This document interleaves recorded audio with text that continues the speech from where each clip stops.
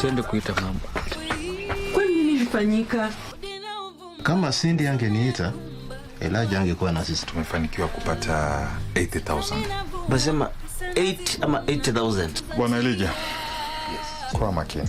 Naweza kuwa naitiwa nini huko sasa? Ni juu ya jina. Hallelujah! Atike. Hii ni mambo ya Mungu. Toka na kuangana temptations mob, halafu mademu va vibaya. Maajabu.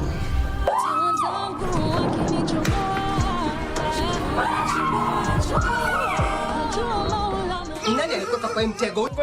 Na nani?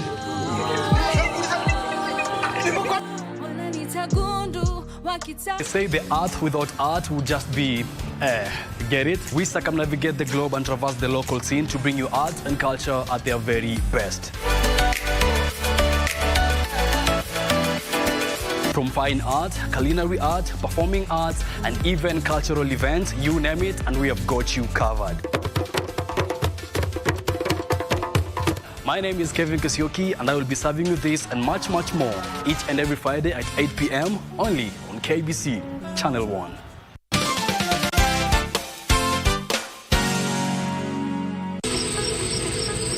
Wiki hii kwenye Mkulima tumejifunza jinsi ya kumfuga mbuzi wa kisasa wa maziwa na kisha jinsi ya kuhifadhi maziwa yake.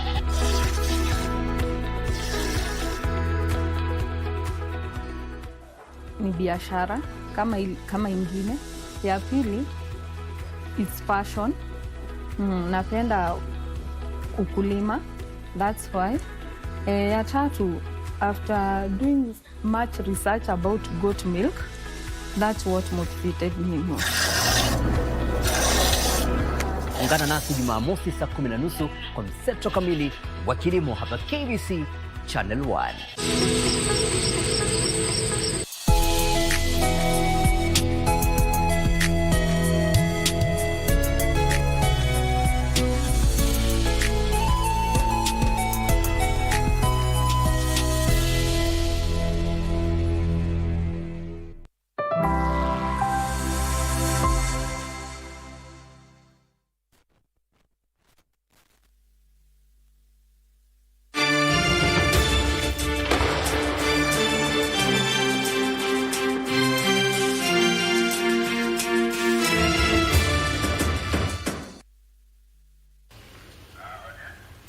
A very good morning to you. Thank you very much for joining us here on KBC Channel 1. You are in time for BizCheck. Now, over the next 2 hours, we shall be having conversations.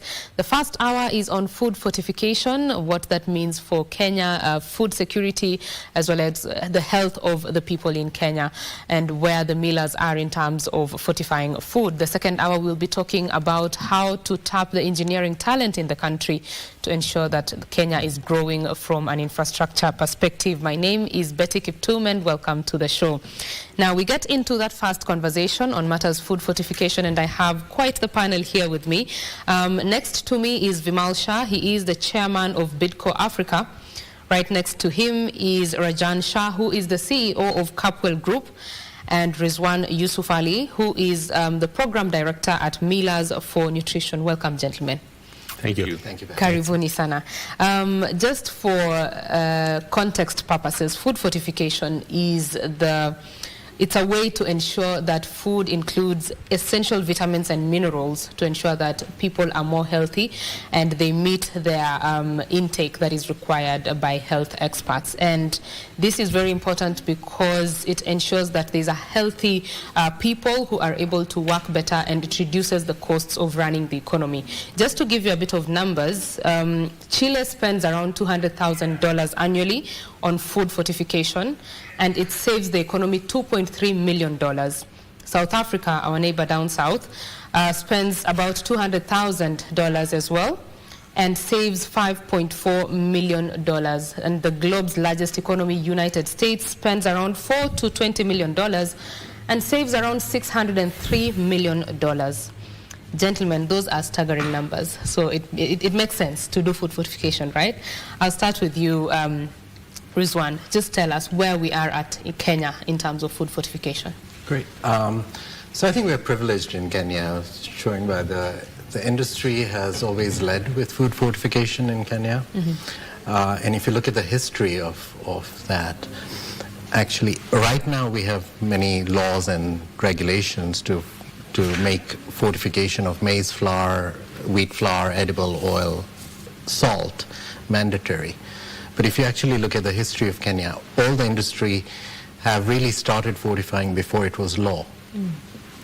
Capwell was probably the first company that started putting fortificants in flour before it was mandated. Bitco was a leader as well.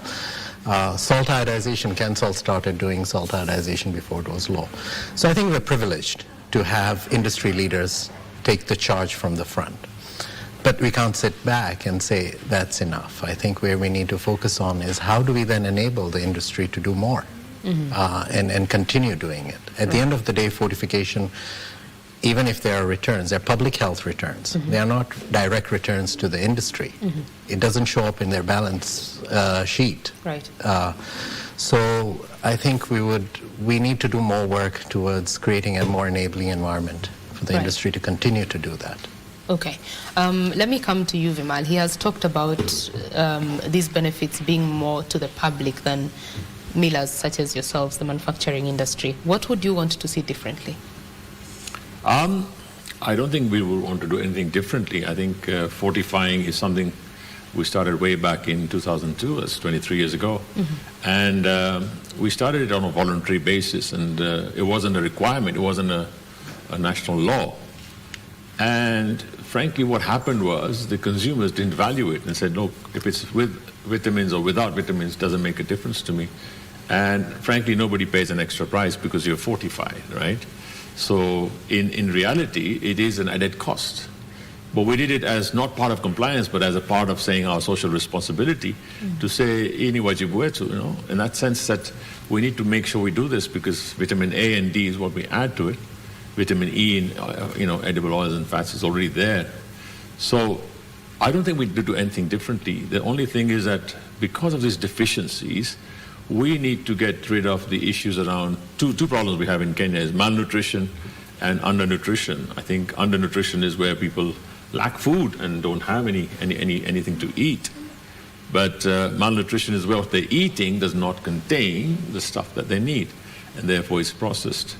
So I guess fortifying is a way of saying add back and give it to people without them taking a pill or a vitamin A or D medicine. So as long as they're doing it as a part of their process, there's no problem. So I don't think we'd do it differently. I would just say, fine, go up and make sure we get rid of these problems of vitamin A and D deficiency. And according to data, 18% of children under 5 are stunted. And 60% of women are iron deficient in Kenya. That is just a bit of a snippet of the statistics. So there is still need for more consumption of foods that are fortified. What is your story, Rajan? I think I'll just, thanks Betty for having us here. I'll just echo on what Vimal said.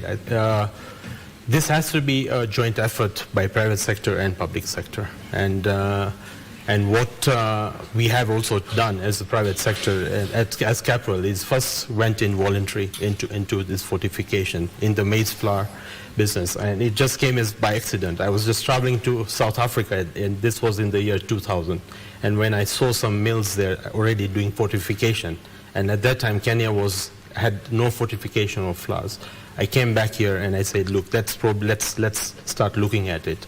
Working with certain institutions at that time, like the Micronutrient Initiative, we got into doing voluntary fortification, primarily kind of looking at which are those micronutrients that bring that what you call micronutrient poverty.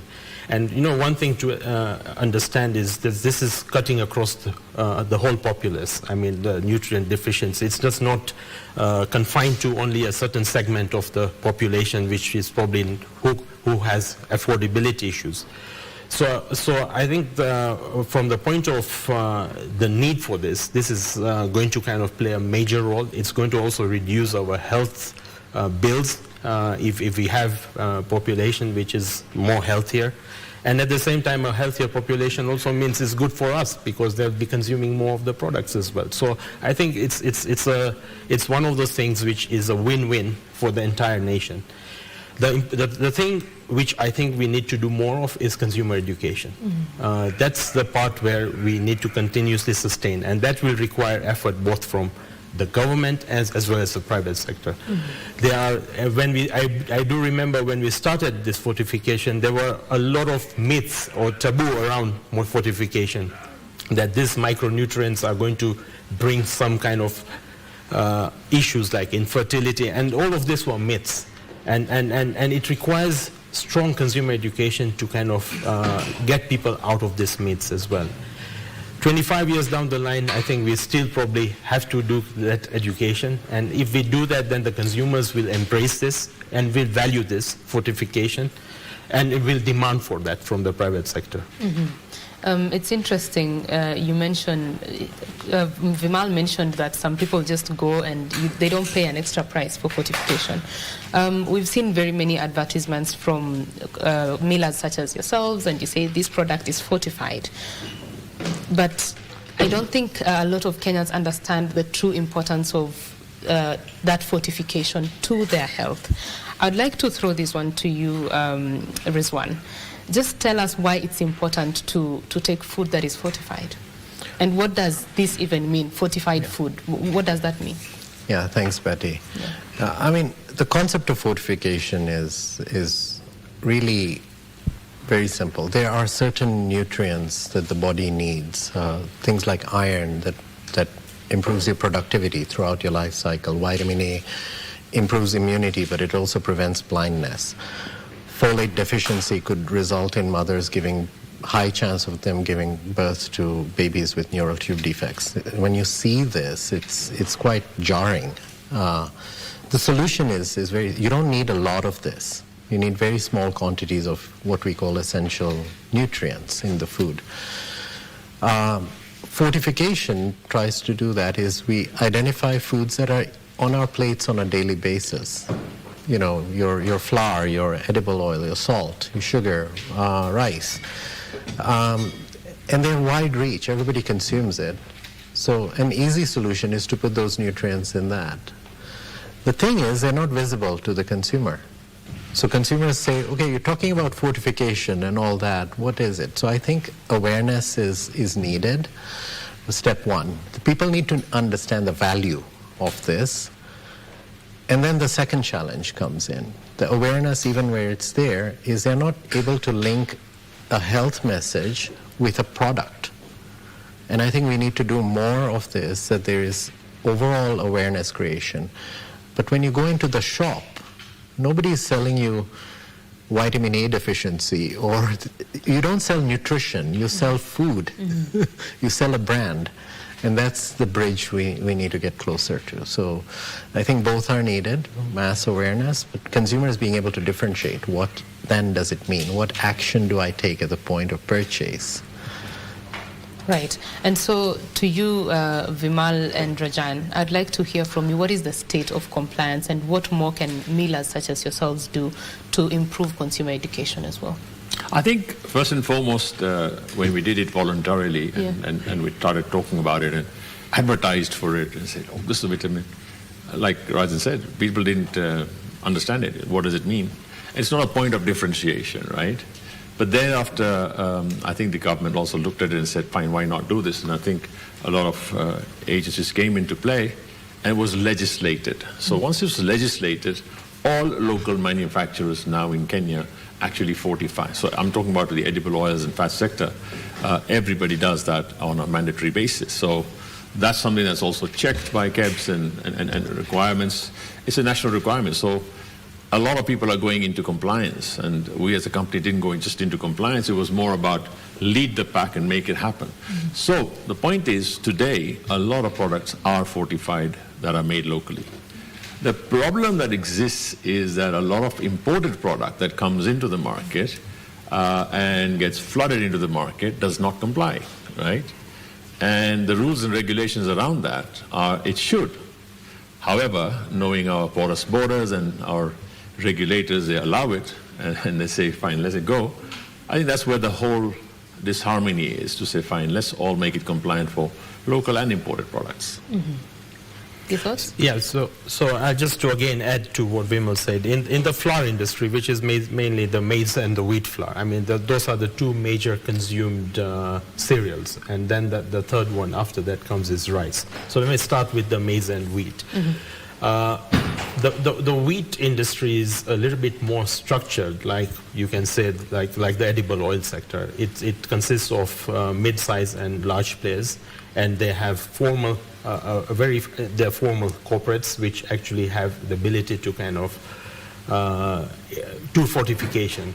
When it comes to the maize milling, it's made up of two types. One is the informal, the small posho mills, and then there's the larger mid-size and large mills.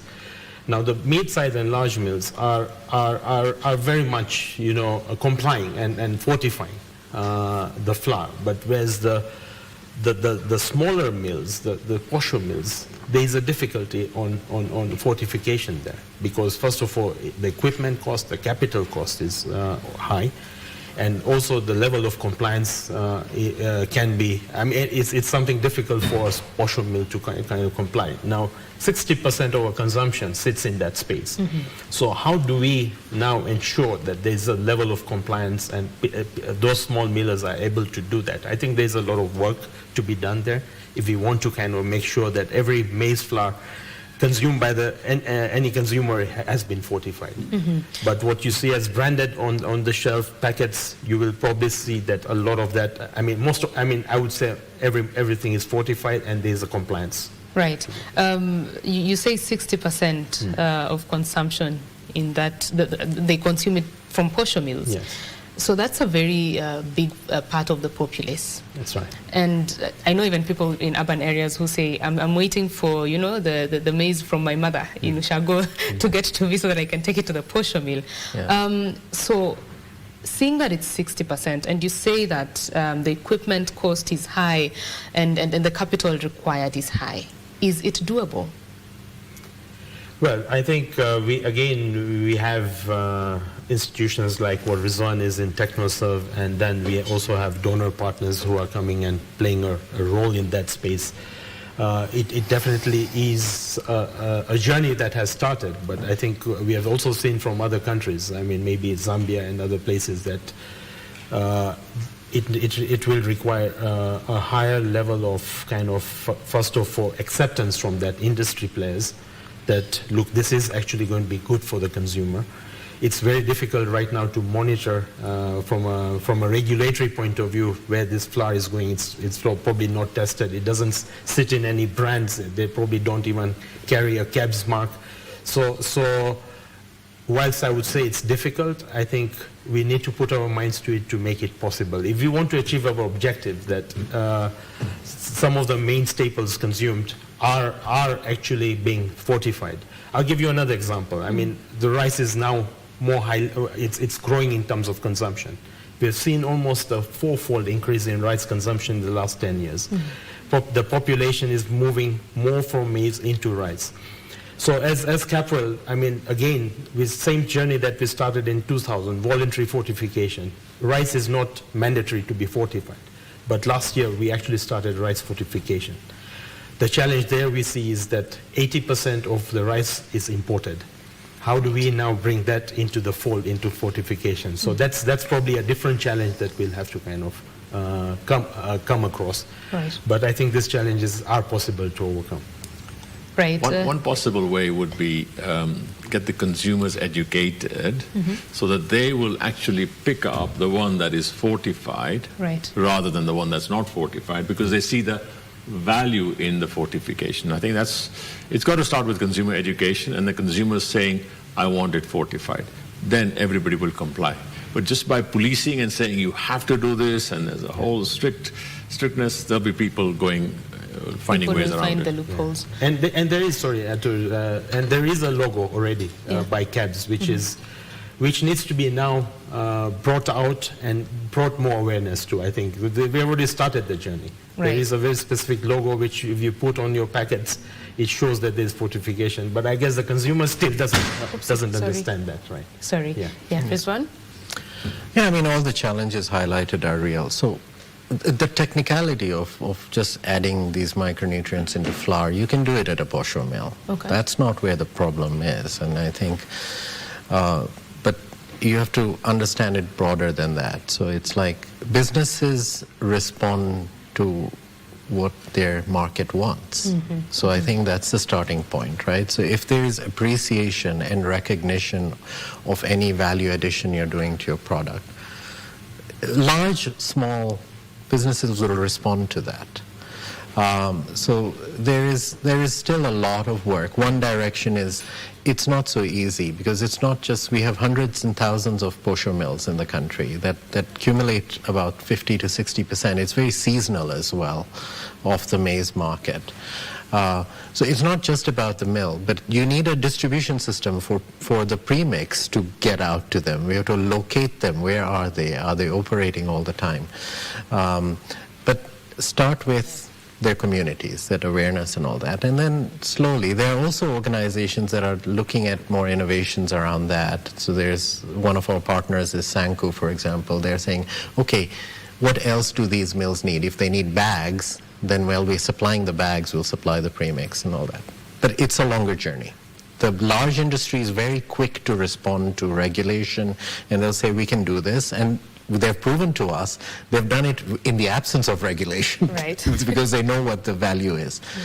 Yeah. Other strategy is, to Rajan's point, is we can't, food fortification, if you compare to all the other countries in the world where they have actually seen a reduction in micronutrient deficiency, there is no one silver bullet. You need to reach through these nutrients through multiple products. So we have to increasingly consider, yes, there is a saturation point. This is how much maize meal is consumed. This is how much you can fortify. But if we're seeing a pattern, rice is being consumed, wheat flour is being consumed, bread is being consumed everywhere, we need to fortify more products. And that just increases your chances of getting to the individual that you need to. And all the countries that have been successful in this have had multiple solutions to reaching food fortification. That's when you see an overall health impact. And it's not only about fortification, it's about promoting good diets, your water and sanitation has to work and all that. So when we say addressing malnutrition in the country, it's not one silver bullet, it's not one solution that's going to work. You quoted a number, stunting rates in Kenya, 18%. There is a silver lining to it. Okay. 10 years ago, that stunting rate was at 26%. So Kenya to achieve a stunting reduction from 26 to 18 is an indicator to us that some things are working. We can't identify what exactly it is, but it's a collective that is working. So we need to do more now. We need to get to more strategies, more food vehicles, and not make it more complex than we can. So some of the smaller programs in maize fortification have worked where there is heavy level of funding. Premix is subsidized, equipment is subsidized, somebody is watching over the mill to make sure that they add it. And technically you can prove that that will have an impact. Food is fortified, more food is consumed, that is fortified. Is it sustainable? So I think that's where we need to do more. But it's not an easy fix. The small sector, the fragmented industry is a very difficult fix. And we need longer term strategies for that, and not wait for that to work, try other things as well. Right, do many things at the same time, see what works. Yeah. I'd like to hear from you as millers. What would you like the government to do? What challenges do you face, especially in terms of food fortification? And then what can the government do to make this easier, better, and have more reach? I think, okay, so in terms of from the milling industry, I think what we are trying to actually ensure is that there's a level playing field created, that at least there's compliance. Because if that compliance is there across, at least for the formal millers, we can say, whilst we are still dealing with the informal sector, that's going to go a long way. As I say, this is actually a cost and then improve the awareness. I mean, that's again a joint effort which needs to be put in by private sector and government. But definitely government needs to come in to bring more awareness to the benefits of fortification. If we can self-regulate ourselves, that's the best option, rather than to be regulated and to actually be legislated. But as we know, it's always difficult in this to self-regulate. But I think there is, over time, we will probably achieve and get to that as an industry as well. In terms of to improve on the cost, we have to find ways of how can we kind of bring more of that the fortificant production into the country, the blending part, the being able to even make the primary product. If we have enough volume, should we encourage more of that investment in the fortificant to be produced here? And that would then bring the cost of the fortification down as well. Those are a few things that I think can at least start helping us. Right. Vimal, thoughts on that? I think we're all interdependent, right? Private sector, public sector, government, all of us together, and the public too, right? So this needs to be a partnership in terms of saying, what are we addressing? Like Rizwan said, we're addressing a health issue. If it's malnutrition, undernutrition, whatever it is. And I think the age 0 to age 5 is a critical moment in any child's life. And this is a crucial part, right? And that's not going to happen to say, fine, we've done it and it's gone down. Every year we're going to be having more and more children being born. And therefore this 0 to 5 cycle continues every year. Year on year, we've got to make sure we find a solution. So if we work closely with government, just not to say that it's up to you guys to do this and up to you guys to do this, it's all of us. How can we make this such that it is first and foremost competitive? Number two, the consumer is asking for it, and the consumer respects why things, if they're fortified, why they help, right? And once you see value in it, I think everybody will say, fine, this is a huge value. If somebody just calculated, if you had no malnutrition, if you had no undernutrition in Kenya, what would our health costs be like? And if you did that whole mathematics, your health bills on whatever it is, SHA or whatever, would go down, right? And you would have less deformities, less, skin issues, less bone problems with vitamin D, and a lot of that. Although we say we're in the sun, but a lot of people are not getting enough sun because of vitamin D deficiencies. So I think it's a partnership. If we work together and say, fine, let's solve the issue around what is the root cause. Now, traditionally, we've been relying on donors, and I think this whole donor dependency should cease and end to say, guys, come on, let's become self-sufficient in this. Like Rajan said, if you had production facilities, encourage that. If it's government-led, let them do that and say, fine, we give this for free to all the millers and say, fine, here we are. So whatever it needs, I think we don't have solutions tonight, but it's like if we sat down around a table and said public, private, people, government partnership and say, fine, let's solve this problem, we can go a long way. And I think this is where industry and government and regulators all need to come together and say, fine, let's do it. By self-regulation, you mean everybody regulating themselves. And obviously, anybody who's non-compliant is shown to be non-compliant, and therefore they become the consumer's less favorite. Because ultimately, the deciding factor is the consumer, right? And I think this can be done. But then what we got to understand is, what problem are we solving? If the problem is malnutrition, undernutrition, let's handle that and let's sort it out. Otherwise, you just say it's just fortification. Fortification for the sake of fortification. If you over-fortify, it's not good at all. Right? It doesn't need to change the taste and all that stuff. It doesn't. And therefore, it's doing the right thing. Doing the right thing. There was a time when there was sugar that was laced with mercury and something happened and it got to the market. And sometimes when you see the way even Kenyans speak online, they're like, it's only God who protects us, because we have eaten, they list the things that they have eaten or think they have eaten, and then they're like, God has done it for us, we are still alive. So I'd like to hear from you. Clearly there is some sort of a trust deficit between the public and the people who feed us, so to say. So you're shopping, you're like, we hope this is okay, and if it is not, we leave it to God, what more can the industry do to decrease that deficit? I'll start with you. This one. You mentioned a very important word, trust. I think that the trust for the consumer, you buy a product that's something. So I'll come back to that, but we've had many conversations with millers directly. Most of our program work is directly with the private sector because they're a very critical component of food system transformation.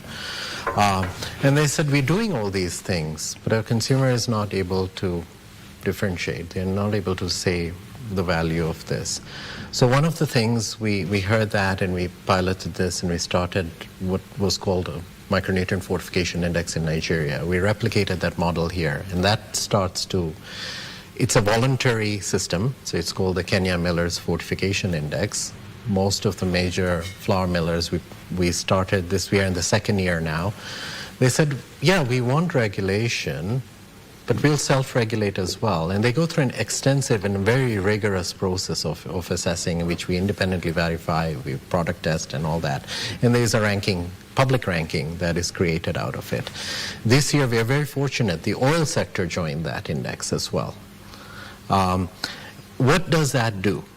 There are several things. That feedback, going through that rigorous process, we are able to give feedback to the industry and decision makers in the industry to say what improvements can be made. Many times we think of food factories as factories, but in anything in life, they're run by people. We are the same consumers of that product. So decision making and action is more important than policy. So it gives that feedback, but it's a public-facing index. A consumer can check what is the quality of the product. So it slowly builds that trust, and it breaks down any misconceptions of product. And the other thing is, it's also a way of rewarding good behavior, right? If companies are doing well, we recognize them every year. We give out our equivalent of food fortification Oscars, and recognize that you're helping the nation. So we hope that continues. We have more and more industries joining. Our expansion is into more food strategies, to more food vehicles, but also it's not limited. The index is supposed to be, the participation is simple. If you're a small company, you can also join. You're not required to be at that level of rigor, but are you doing the basics right? So if you look at regulation needs to work, trust needs to be there. We need to think outside of just, this is a nutrient, you have to add it this way, provide technical assistance, and then make consumer aware of it. What is the system that supports it? So, and a lot of it, just like self-regulation, the solutions are also coming from the industry. They know their customer base, they know what the psychology of the buyer is. If we keep a close ear to that, there's a lot of innovation that can come out of that. Who best to, if I were to ask, how do you sell flour or edible oil to the Kenyan market?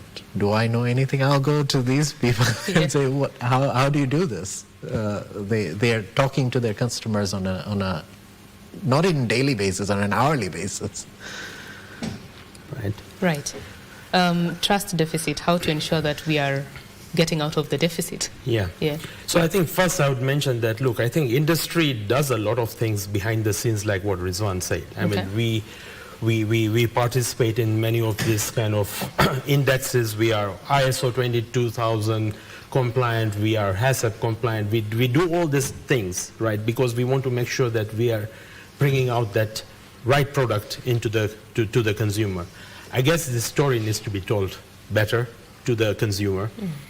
The other area which I think is that we need to build more capacity. I mean, we have our regulators. We will look at food. I mean, we have KBC as the primary regulator which looks after ensuring that what industry is giving out or what's imported is meeting to the required standards. I mean, we are not short of standards. We have strong standards, and we are also within the East African Community standards. We look into the international standards. So I don't think so we have a deficit of standards.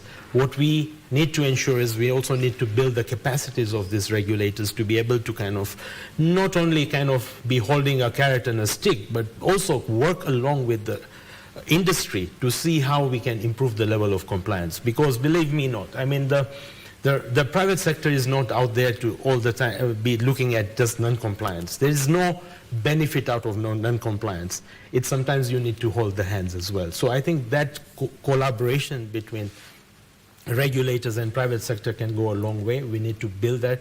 And I'm not suggesting by any means that we should increase the cost of levies. So that if the cost of levies goes up again, it's a cost of doing business which goes up. It again brings affordability. We need to have smarter ways where these regulators can be able to do more with less as well. Right. Thoughts, Vimal? I think it's an interesting question, Betty. What does trust mean?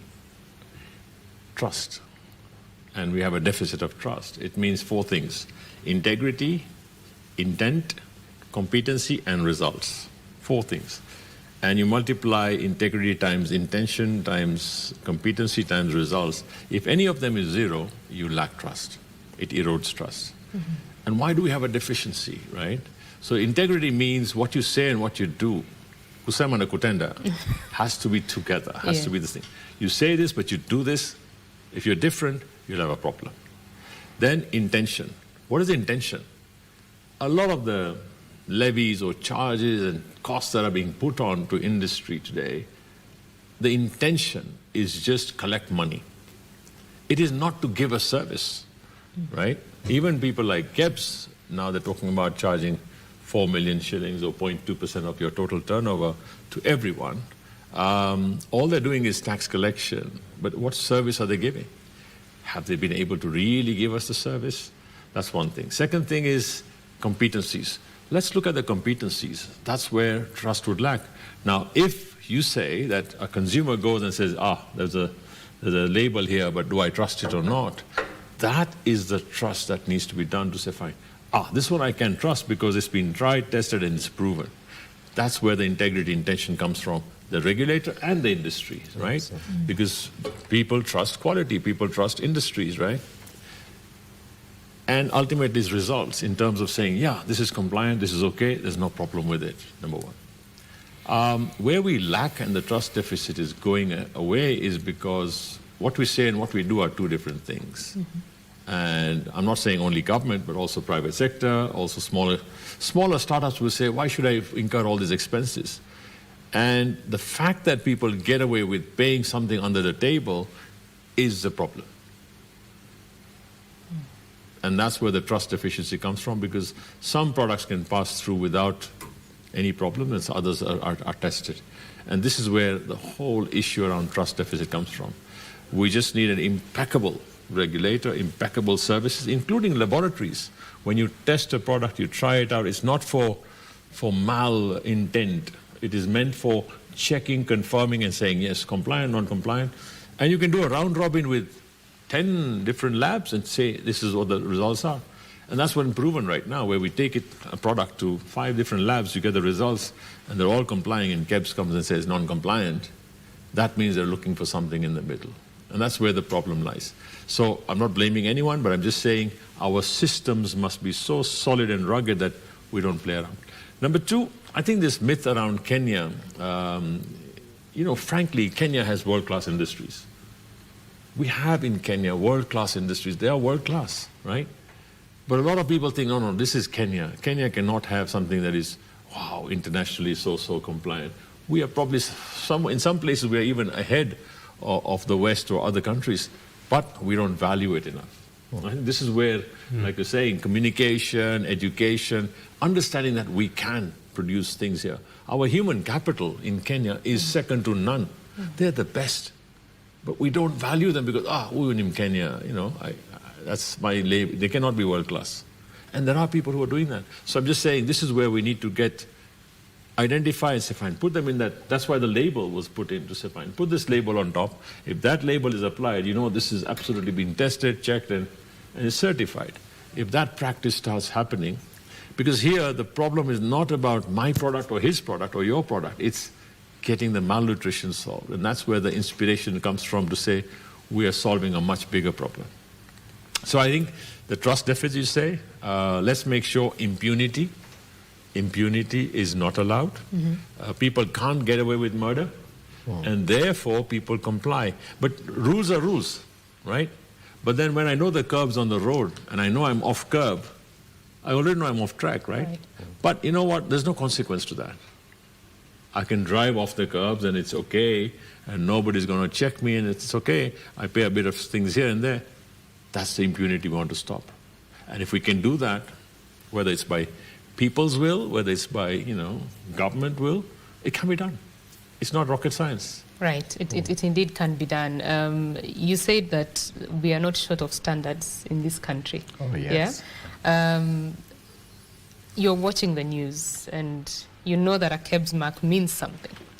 And then you see that there are thousands of stickers that were found that are not legitimate, and they probably have gone to products that are already in the market. Such things are part of what erodes trust among the public. So there is a part that Kenyans have to play to make sure that the systems are working, right? Yeah. Thoughts on that? Absolutely. But I think there's one more thing, right? Right now you get a lot of product that comes from China, and they've all got the KEBS mark on it.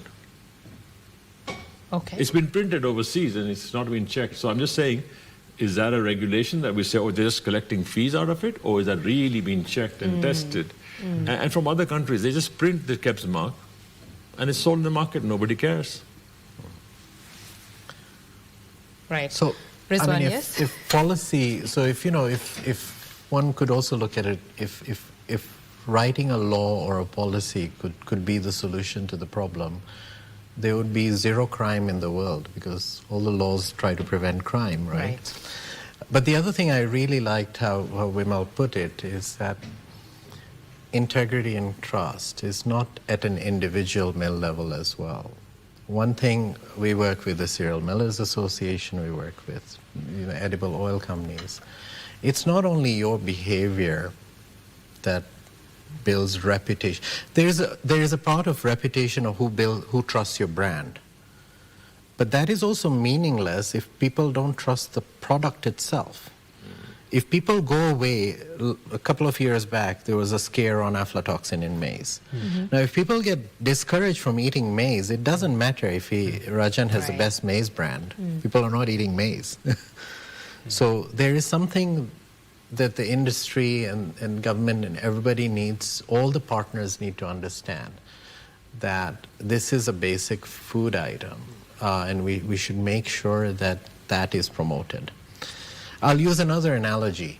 Kenyan roads. It doesn't matter how safe a driver you are at an individual. Your collective risk of being on a Kenyan road is determined by how everybody drives. You could be very safe on the road, very cautious driver, but your risk to an insurance company will be based on the collective risk on the road. Are your roads working? Are your cars functioning? Do drivers know what they're doing? And all that. Same happens with the food industry. At the end of the day, these are non-compete issues. Food safety, food quality are non-compete issues for the industry. They all fight tooth and nail to position their brand. They'll work on that. But you can't be in the food industry where people are making... even if your competitor is doing the wrong thing, it comes back to you. For the very reason that the consumers, when it comes to that, do not see brands. They see, is this food inherently safe and good for me to eat or not? And everybody loses if the system fails. Right. And just maybe to add a different kind of angle to this. I mean, yes, compliance is important. Everyone needs, the culture is important. But I think there's a role to be played by consumer as well. Okay. I think the consumer also needs to demand what is that right? And I believe that our consumer organizations here probably are weak as well. What you see in other parts of the world are much stronger. So there has to be that balance between also that consumers are demanding for that, and then of course whoever can rise up to and being able to give that will actually be able to be the favorite for that product, so whatever it is. So I think there is, and that again goes back to consumer education. What are your rights? What can you do? I'm not encouraging just activism, but I think knowing their rights, knowing what they should be expecting out, should also be coming out. Right. You've talked a lot about imports, and you might do a lot as millers locally, but when imports come, it's a different story. Would an increase in local production solve this problem, or how do we tackle that issue of imports not meeting the standards that are required locally? Start with you, Vimal. There's no doubt about one thing, that whatever we can do locally, we have to keep producing locally. We have to ramp it up and really make it self-sufficient, because there's a new world order right now, and I think the world order is talking about supply chains changing. And we've got to remove our dependency on traditional markets where we were getting our raw materials from, to start saying, what can we do here? Now, we can't do everything, right? So we've got some competitive advantages because we're on the equator and whatever land we have. And whatever we can do there, absolutely, produce locally. However, it doesn't mean bar everything else, but we're now sitting in Africa, right? We're sitting in the global standards and all that stuff. And the whole era was globalization. Today with what's happening in the USA and all that stuff, globalization is being thrown out of the window, right? And therefore our own supply chains, whatever we can do local production, absolutely make it compliant and produce for the entire region wherever we can send products to, and have that surplus. So we got to get that flow happening from raw material to finished products to send to the markets, because today we're about 1.4 billion population in Africa. By 2050, we expect it to go to 2.5 billion. There's a 1.1 billion extra people on the African continent. They're going to need food, clothing, shelter, and whatnot. There's a study done recently that every week, if we build a new city, every week, we will still not fulfill Africa's needs. And therefore, when you look at that, there's a whole need, there's a gap there, right? So local production, I would encourage it very much. However, we need to be competitive.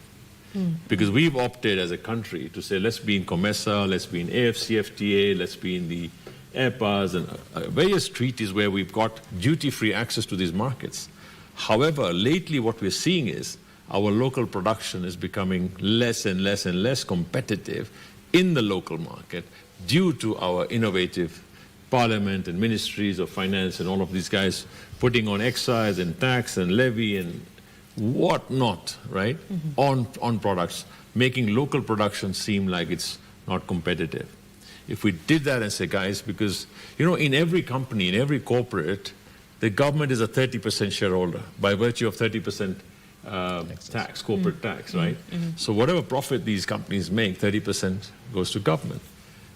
But they realize that they're putting on extra costs in the process of production, whereby we're becoming less and less competitive. Hence, you can see a lot of multinationals coming and saying, we're packing up in Kenya and we're going to Egypt. And from Egypt, they will bring in product here duty-free. And you can't do that in Kenya. And it will still be cheaper on our shelves. It will be cheaper because ultimately, the consumer may make a choice and say, I go for price. If this is cheaper, then guys, you local guys, make sure you're also competitive. So we can do local production, but it's got to be competitive local production, not expensive, right? But to say that it can be double the price, but it's local, I'll buy it, the consumer will say no. Yeah, definitely. So we need that competitiveness, and that's where our focus now should be. How do we make ourselves more competitive in local production? Because frankly, that's where the jobs come from. We need job creation there. Right, job creation, very important. Yeah, your thoughts on that? I'll just reiterate what Vimal has said. I'll just, flag some figures. Manufacturing as a percent of GDP, we have actually declined from 2012 when we were at about 12% or 12.3% of GDP. Now we are at 7.6%. The aspiration is to reach 20% of GDP by 2030. That's giving us 5 years. That means that we have to double our manufacturing every year to be able to reach to that. Is that possible? It could be a pipe dream. As what Vimal said, we need to have the right conditions to even move from 7.6 to 10 to 12. And those conditions are missing. Those conditions are missing. They say that the job of the government is to create an enabling environment. And let things flow, let the market do what it's supposed to do. So I would like you to speak to exactly what you would want the government to do as manufacturers to improve your competitiveness, as you've said, and to even open up opportunities even for smaller companies to come into the manufacturing space. Start with you, Vimal. I think first and foremost, again, I say one thing. What we say and what we do are two different things right now. Officially, the government policy, even KM, and the president has pronounced himself to say we want to have 20% of GDP coming from manufacturing by 2030. That's been agreed between Kenya Association of Manufacturers and the president. Has been pronounced. It's the policy. That's what we say. What we do on the other side is we eroding local competitiveness, we're eroding local production, and we're allowing duty-free, tax-free imports from wherever. And we're giving exemptions left, right, and center to political people who can make a lot of money out of that. Now, is that encouraging jobs or is that destroying jobs? Right, number one. Number two, local value added has a number of levies and taxes and all those things. In fact, make it that if you're locally manufacturing, there are no other levies and taxes, but you've got corporate tax or at the end, and there's a VAT on it, right? Would they all pay, and it's accountable. So if we did that, we'd actually make local production so much more competitive, where we've got competitive advantages. I'm not saying we're going to produce a lot of other things, but we could do that here, including where we've got local raw material, we could ramp it up in a big way. So I think that's one thing. Second thing is that small scale, right? When everybody wants to start very small scale, I even said this yesterday, today, startups have a big problem in Kenya.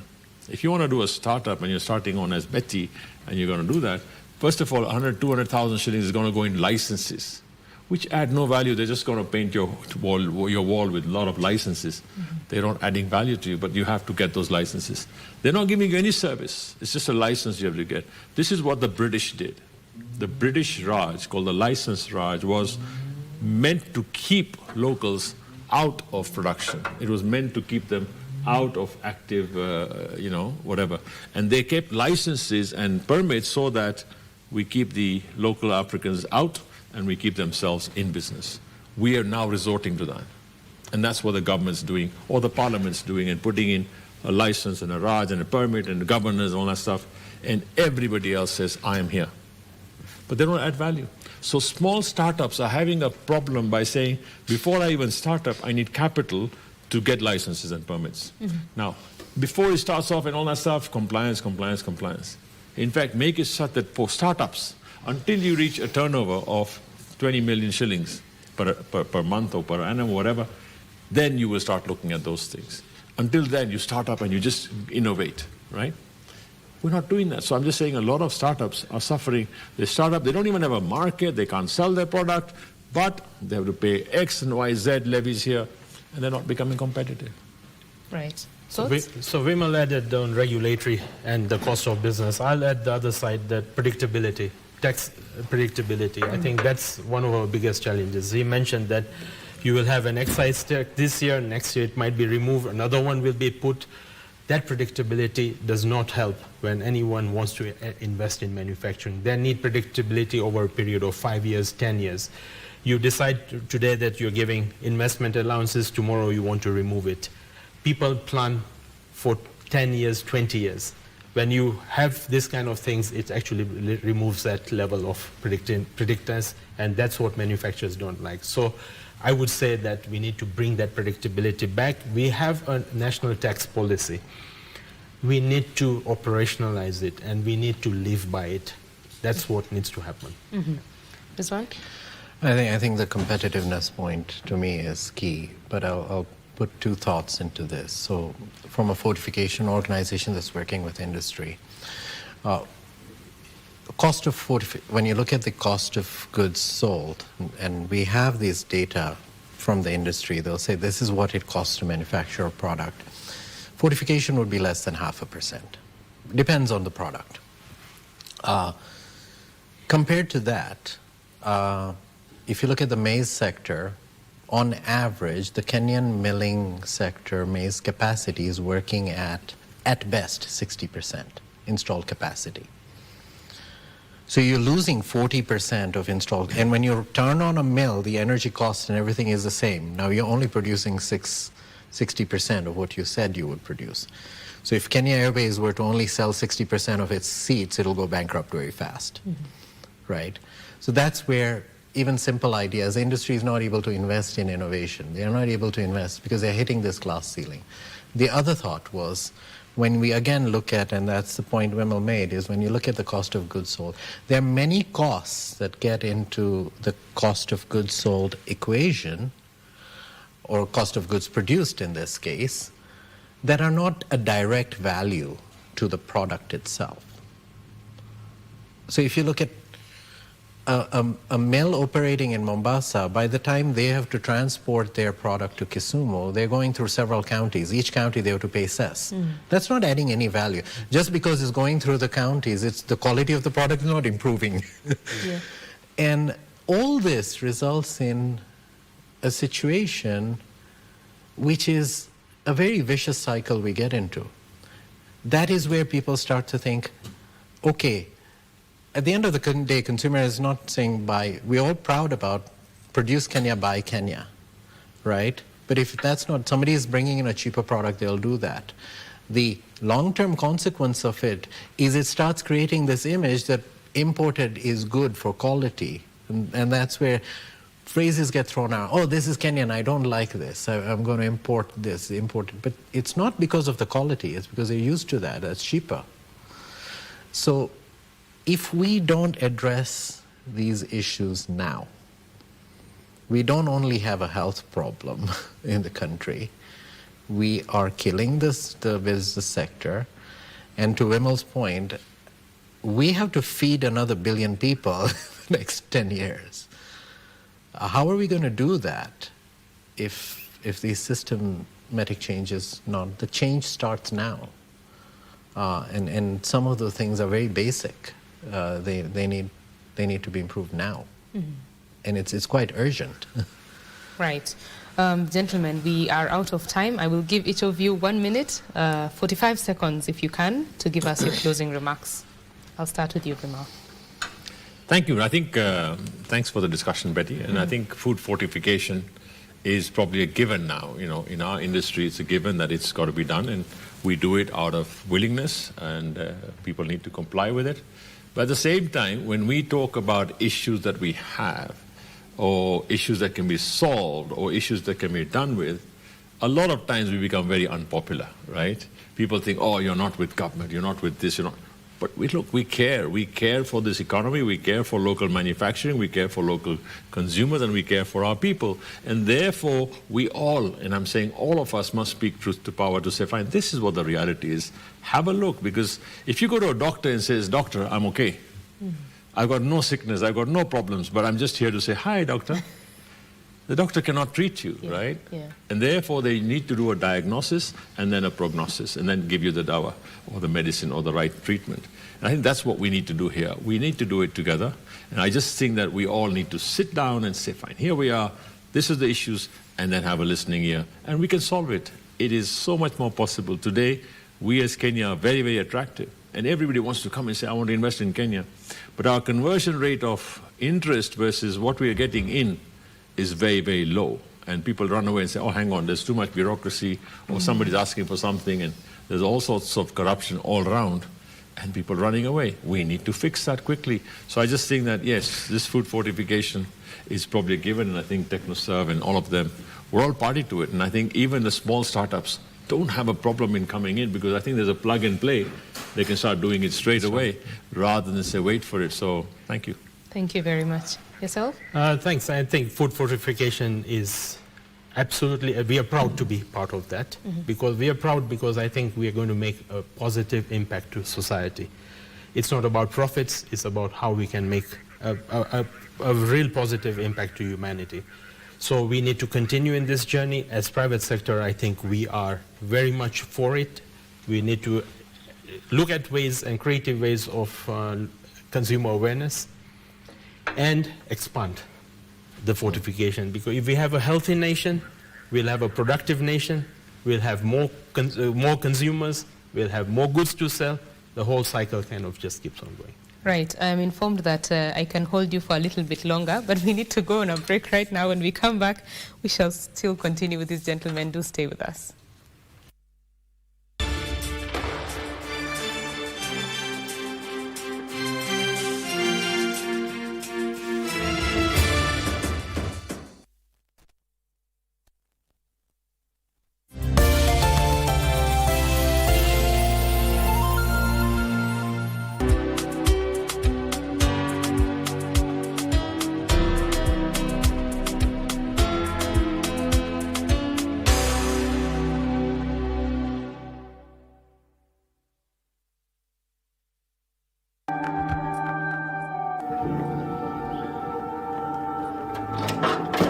Na sasa unafikiri vile umefunga ile gate kuna chochote umefanya?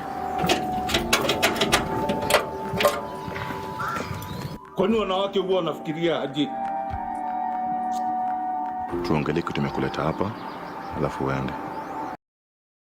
I'm Alex. Jemedari is planning to run away. Relax.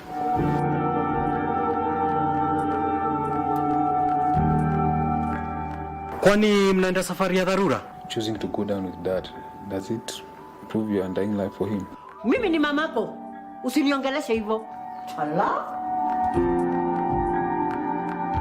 Find out the project they're about to do. This might bring your company down. Give that to me. I knew I could count on you. Niko na chai moto. Where? What are you doing? Vlogging. Anyways, as I say, You can't keep treating her like that. nialisho uniita shetani. You might spare the road and spoil the child. Don't burn the food thinking about my daughter. You see this one right here? He's drowning in debt. Mnaona? No. Wachana na yeye. Why does he hate me? No, he doesn't. Then he has to be so bad at living with people.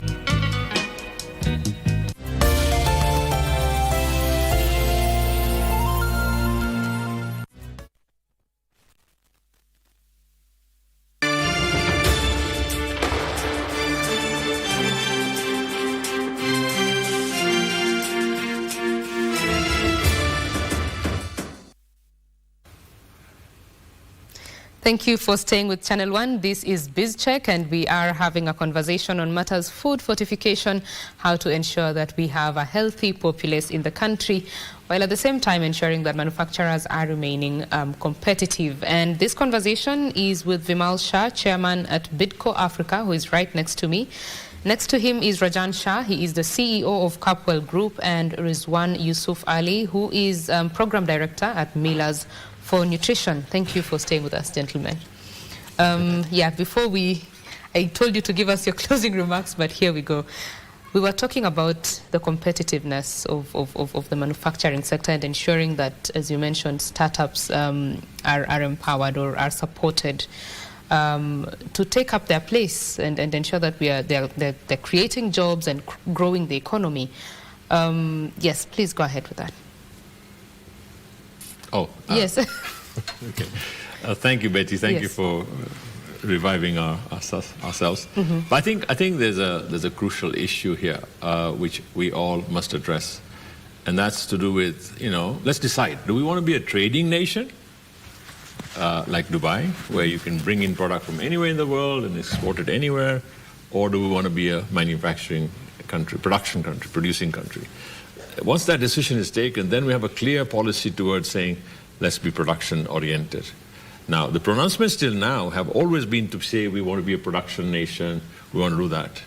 But the encouragement and the incentives are all being given to traders, to the trading nation, to trading people. So fine, bring in whatever.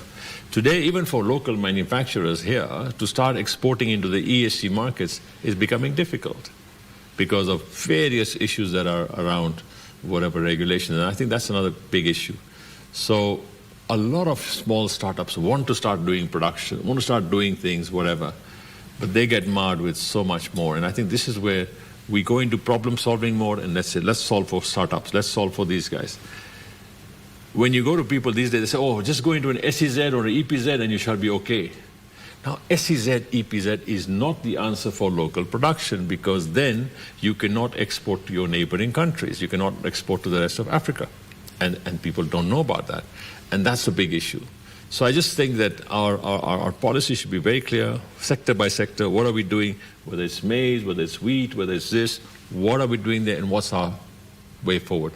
And it's so much more possible. I think because ultimately about 700,000 to 1 million people come into the job market every year from our school system, right?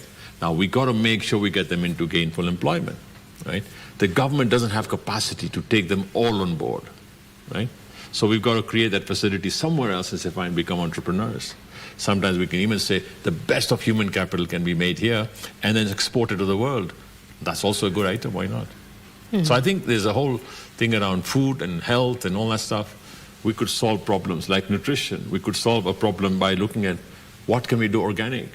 You know, a lot of stuff can be done organic. I attended a recent meeting where the organic was the cow, right? Now, cow gives you milk, but milk is not the biggest benefit. The cow dung and the cow urine could be used in such a manner that it becomes your fertilizer and becomes organic. We're not doing anything there. Right. That could improve the health of so many more people. Now, I know people say that's a dirty thing to think about, but hey, those are resources that we are not utilizing. Rizwan, your thoughts on supporting startups, younger people in getting into manufacturing? Yeah, I think we discussed some heavy issues earlier on, and sometimes I have to reignite the optimist in me. So yeah, there will always be challenges and hurdles in this.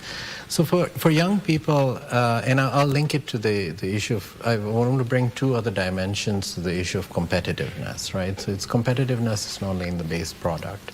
And some of the companies that we're talking to, especially in Nigeria, because the program extends there, the other way to also improve your competitiveness is to think about value addition. I think and especially because it's challenging for us, we're dealing with the staple food industry. So it's not about just leaving it at producing maize flour or producing wheat, but you need to think about offsetting all the challenges to do that. And then you're actually leaving the big thing. What other value addition can you do? So a lot of wheat millers in Africa are going into baking products and all that.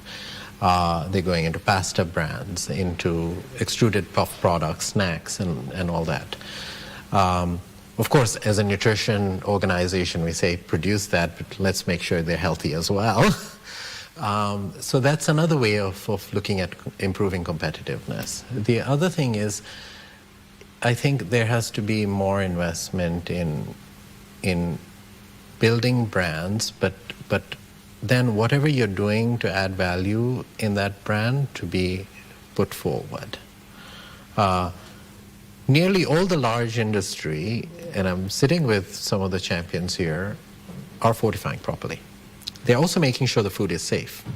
So whether the oil has all the heavy metal contamination out, whether the maize is free of aflatoxin, they're all doing it in the background. Very few packages actually advertise that. There's a labeling requirement that this is fortified, but the marketing campaign is not on the basis of whether it's fortified. The marketing is my package looks good, the color is good, my brand is there. So there's opportunity. So when we think about improving competitiveness, there's other ways of doing that. But to young people, I'm saying, is yes, for a young startup, and when I'm looking at the startups in Kenya and all that, the barriers to entry for a young person coming out of college to put up a flour mill is too high. Right? They're not going to go into the flour milling business. Plus, if you do that, there's already excessive capacity. But that doesn't mean they're excluded from the sector. My call to action to young people is think about innovative ways of putting these products that others manufacture to the consumer. There's a big demand gap. So if you look at 70% of people, Kenyans, we buy our products from informal outlets. We don't go to the Carrefour or formal shops to buy it. 70% of Kenyans buy it from informal markets. There is a lot of opportunity to be innovative in getting products into that. And the infrastructure, interestingly, is there. If you look at M-Pesa, it's a global phenomenon. I mean, again, talking about inventing Kenya and then not tooting the hoot for it enough, nobody else did it. We invented that here. So there is a lot of innovation there, and that is ideal for startups. We need more young people to get involved into taking basic materials, converting them into value addition, and then getting it where it's needed. And there's tons of opportunity. We have the workforce. We have a very intelligent young group. We have the education system here that's pretty good.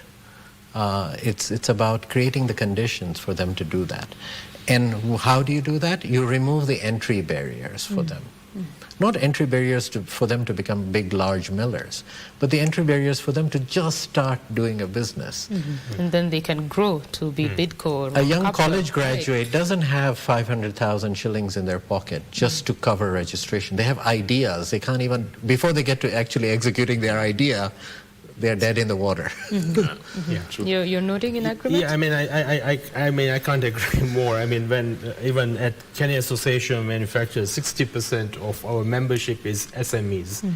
These are young businesses yearning to make a success, and they are not short of ideas. They're not short of innovation. So, what is in the ecosystem? What are the right conditions we need to put in place? I mean, one of the things mentioned here is they have limited capital, or probably even the cost of capital to go out and get that from a bank is next to impossible, because first they need to have probably a title deed somewhere to be able to get some money. We have to kind of fix that. We have to really find ways of how we can support financially this young, budding and energetic people who want to start and make a success out of business. The second area is that, look, I think, and you'd see that happening a lot in other countries like probably India, there are support mechanisms, research institutions, which are helping this young people to use some facilities to develop something. We have something, but it's probably not marketed well enough. It needs to be boosted up so that they don't need to kind of make so much of capital investment initially, but they can get the idea flowing. And then thirdly, it's looking for the market. I think the biggest buyer of any of goods and services is the government. How active are they? How deliberate are they to ensure that they are supporting Kenyan manufacturers? The Buy Kenya, Build Kenya that we're talking about, is that really happening? We have to kind of, it doesn't feel like it's happening. And looking for the markets, and how can we support these young entrepreneurs to find markets, to be able to be in the Carrefours of the world and the Naivashis of the world, so that they can actually showcase their products. I think there has to be also some kind of support system for them to do that. That's what's going to bring the success out of it. Right. Gentlemen, I don't think we can have enough time to discuss everything that we need to discuss. I will give this time to Rizwan. You are the one who had not given us your closing remarks. You can close these thoughts on food fortification, the future, and then we can close it. So I have one thought on food fortification. I mean, we again talked about hard issues and all that. Food fortification, to me, ultimately boils down to whether it's going to be successful and it's going to work to perpetuate for a long time and actually have the impact. Boils down to decision making. It's the decisions consumers make. It's the decision the industry makes. It's a decision the government makes. It's the decisions that the development sector that aims to support it make. And by decisions, I would say not only the policies are there and all that, but you have to decide to act. There is a responsibility all of us carry. The consumer carries a responsibility to buy the right product. The industry carries a responsibility to produce the right product. The government carries the responsibility to make sure that that happens and the enabling environment is there. And development sector also has to play its responsibility to invest in the right ways and not invest in wastage.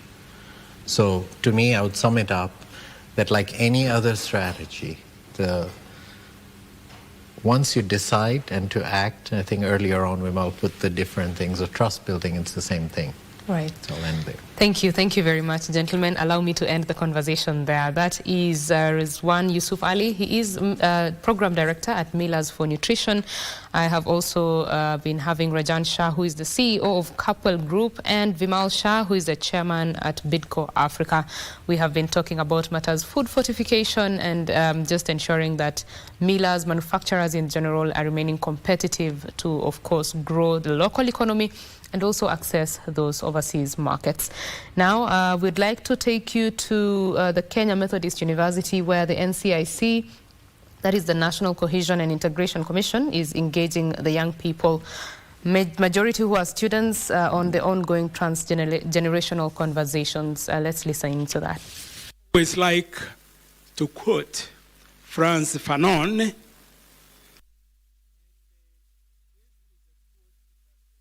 is quite, I think, really celebrated.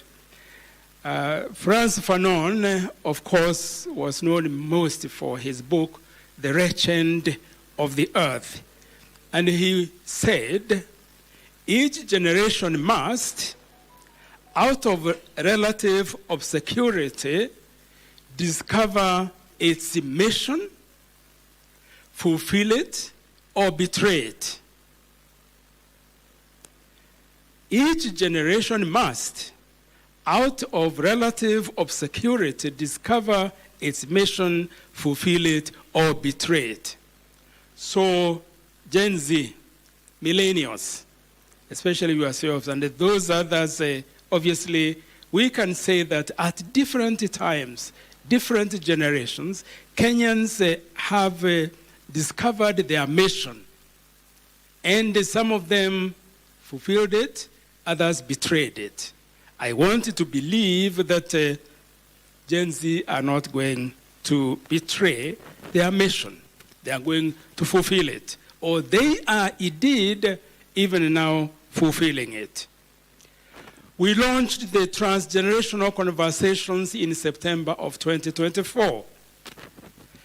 And at the launch, we had 5 generations. All the generations that I have mentioned, plus one person representing generation silent generation. And that was last year, 103 years old, Mzee Gitu wa Kahengeri. How many of you have heard of the name Gitu Kahengeri? Very few. Gen Z, apana.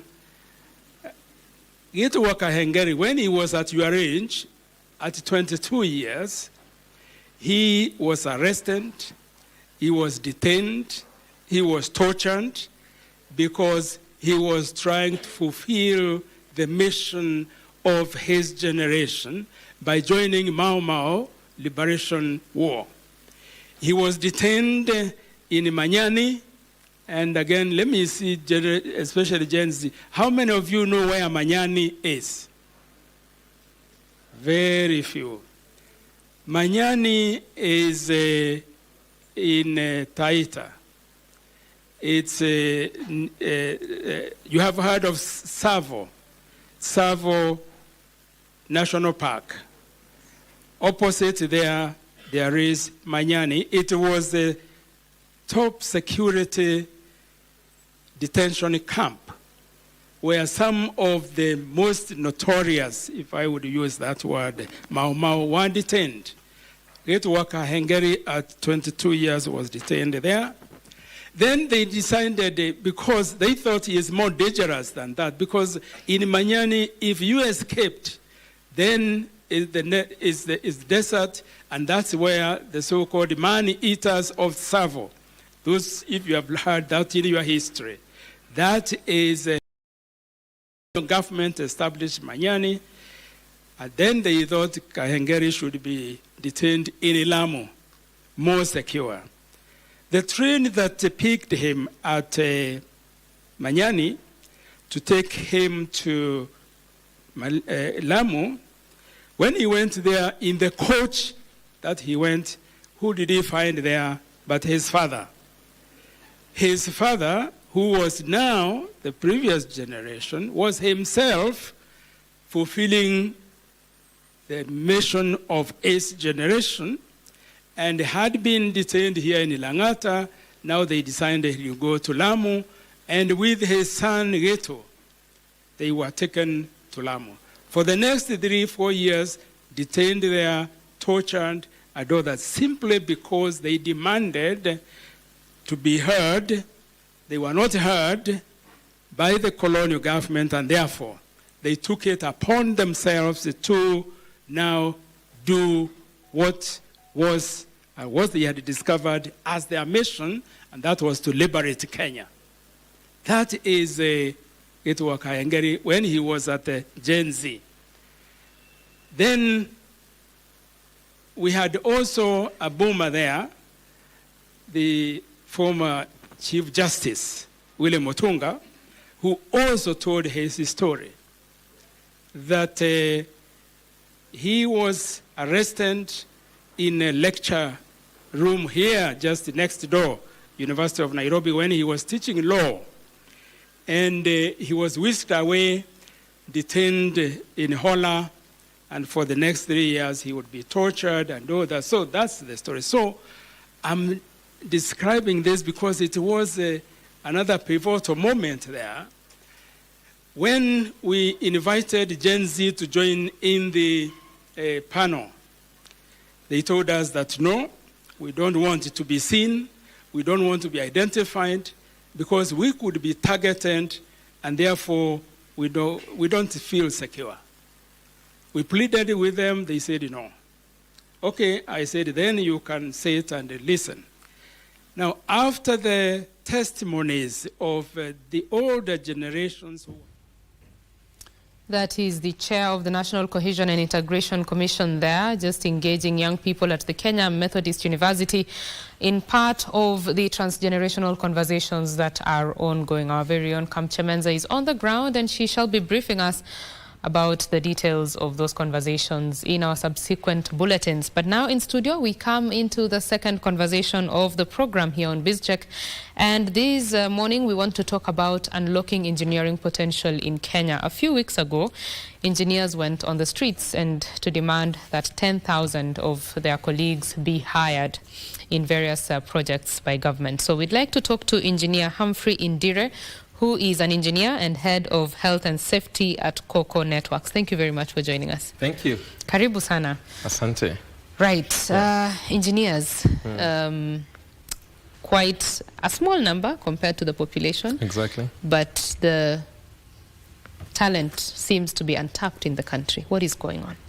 Yeah, so before even going to that, I know today is 9/11, so just commemorating, with those who lost their lives back then. We are one cohesive society. It's important to support each other. So a couple of days ago, the engineers went to the streets, and of course, as you've said, it's a small number. In total, we are about 27,000 engineers within the geography or the expanse of Kenya. And compared to our population, that's you can't even think about that ratio. So the challenge that we've had as engineers in the country is basically the transition from the university or the schools, the TVETs, into the industry or the marketplace and the opportunities that are there. Somebody was saying that Kenya is an active construction site. Yet, these 27,000 engineers can be absorbed. Actually, if I give you the numbers, you'll be shocked. About half of that are not actively in gainable employment. So we are talking of about 13,500 engineers who are not in a place where they can only say that they have been absorbed in the Kenyan industry. So I would say that that was one of the major reasons why the engineers went to the streets. And other than that, there are bodies that have been controlling this, of course, the Institute of Engineers of Kenya and the Engineers Board of Kenya as well. to just try and bring a conversation between the engineers, the marketplace, and of course the government, which is the biggest player and the biggest consumer of anything that's coming from the universities, the TVETs, and the school into the industry. So that was the biggest reason. Then probably the second one will be that there's been a challenge in terms of, I will say, compensation or salaries. So you'll find that even those who are in gainable employment or in a place where they can fend for their families are not sufficiently taken care of, and for that reason we've seen a lot of, if I may call it, brain drain, in the sense of many engineers leaving the country into other places across the globe, and of course still finding it in a way that they can really function there. So the challenge has literally been taking these 27,000 engineers who are there in the country and gaining them places within the marketing industry. As I've said, Kenya has been quite an active construction site. Right. Yes. When we were growing up, there were 3, maybe 4 careers that people wanted to become. Yes. There were doctors, there were some were 2 specific, surgeons, pilots, Yes. and engineers was one of them. Yes. And so it's a bit discouraging that when we get into the job market, these engineers are not employed. You know, it's even weird to imagine that there's an unemployed engineer. What is the challenge? What are the barriers that are preventing these engineers from being taken up into the active construction site, as you are calling it? Yeah, so if I may say, so I'll maybe call out 4 things. So the first one is something that we can point to ourselves, so a skills mismatch. Okay. So you get out of a public institution or the university, and when you get into the marketplace, the employer still has to do training of up to 3 years. So that tells you that no, some of these projects can't wait. Somebody wants to deliver results and get the outcomes there and then. And they still have to, again, take this person who's left the university into 3 years of training. So that patience gap is what we want to solve as a country. And again, if you look at it, there are solutions to that. Probably I can address that. There are solutions to that in the sense that there is an integration of where we can collaborate between the developers, the government, and the institutions that are churning out this about 2,000 engineers yearly into the marketplace. So how can we do this? So firstly is to be able to actively collaborate with the universities in developing the curriculum. Yeah, so engineering has transitioned so much. If I may just give you a brief history. So engineering essentially came into play because of the needs that were there in the military. So the military, in terms of fortification and protecting countries and protecting kings and all that. So that's how engineering started. Then there were needs that were identified in the civil environment in terms of the civic needs. So the first discipline of engineering that came into play was civil engineering. Right. And then after that, we came into the military now needing to move. So mechanical engineering developed. Then later on, electrical engineering. And as years have gone by, right now we have software engineers, we have technical and IT related stuff. So the globe is moving at a faster pace than our curriculum can catch up. So we need to bridge this gap. And as I've said, it's trying to integrate in terms of the markets or the industries and what's happening in the institution. Walk into any public or Kenyan private university right now. I doubt if you'll get a course that teaches one on artificial intelligence or Internet of Things, IoT and AI.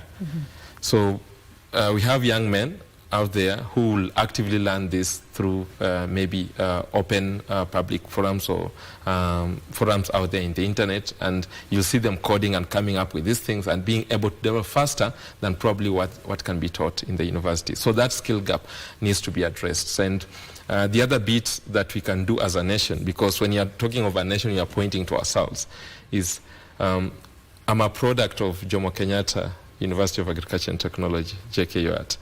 And yes, they did the foundational bits of it. But again, some of the things that I think that have been done well but can be done better is how the institutions integrate with industries. We've just had a very good conversation here on food fortification, and you had the challenge that a young person leaving the university probably is not able to put together the resources that are required to go and start a small micro-business enterprise, or in this particular context, get gainful employment or start their particular own company. So we have to challenge the universities in terms of sending out, whether it's internships or just mutual collaboration with companies. I work at Coco Networks, and some of the things that we've done is actively collaborate with the university, not just local but international universities. So from local schools, from primary schools to even the secondary schools to universities, we've been able to collaborate, and that reduces the skill gap, because when I'm studying thermodynamics, let me quote what I understand as a mechanical engineer, when I'm studying thermodynamics of fluid mechanics in the university, then I jump into the workplace and I'm looking for something that looks like thermodynamic to solve. And I'm being referred to Adassi's equation that was rather put together in the 1930s. Might not particularly apply to the current situation, because you're looking at an active situation where somebody wants real-time results. A road is being constructed. You are given a timeline by the government that this particular one has a PPP in terms of private partnership, public-private partnership, that has to last maybe for 18 months.